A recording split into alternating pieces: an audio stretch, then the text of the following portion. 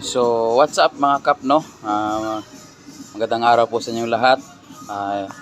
Yung ano ko po, yung EDV 160 ko po is nasa around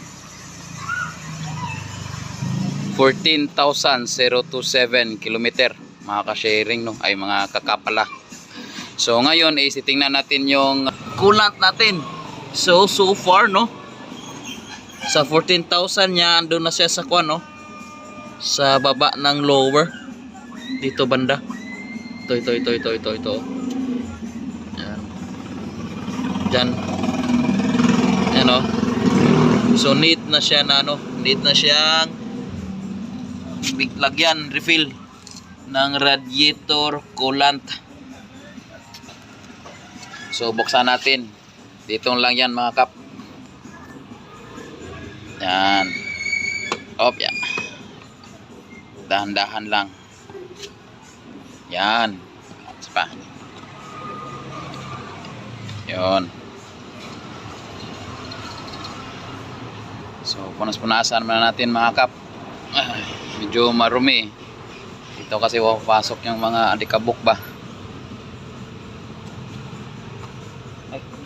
Tanggal na pala yung takip, tinanggal ko na pala kanina. So dito lang yan nakalagay kanina mga cup, ganyan, no? Ganyan. So pagtanggal ko yan kanina, ito lang ginamit ko, no? Ganyan lang. Dahan-dahan lang, dito ka mag-umpisa sa gitna.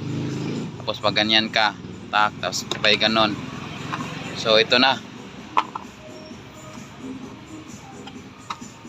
So tingnan natin sa loob, no? Silipin natin.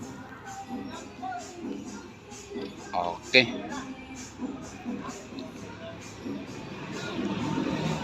Ayan, no?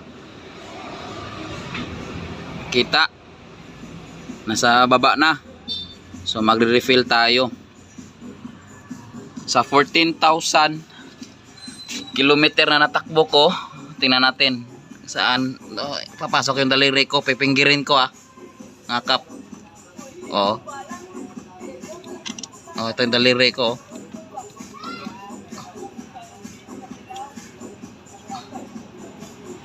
Okay, so nasa lower na. Mababa konti sa guhit ng lower. So magre-refill tayo.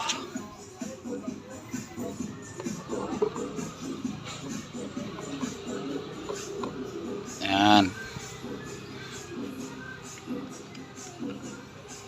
Buksan natin. Okay.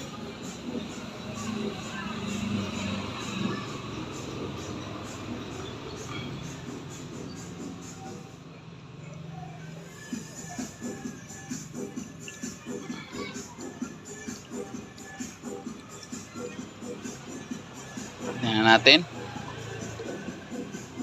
Op, yun. Ayun. Lower, nasa gitna ng lower at saka upper. Kunti pa. Tap up lang.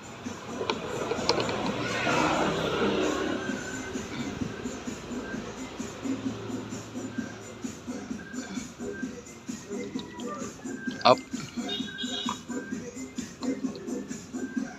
Yun. Lalim. Ayun.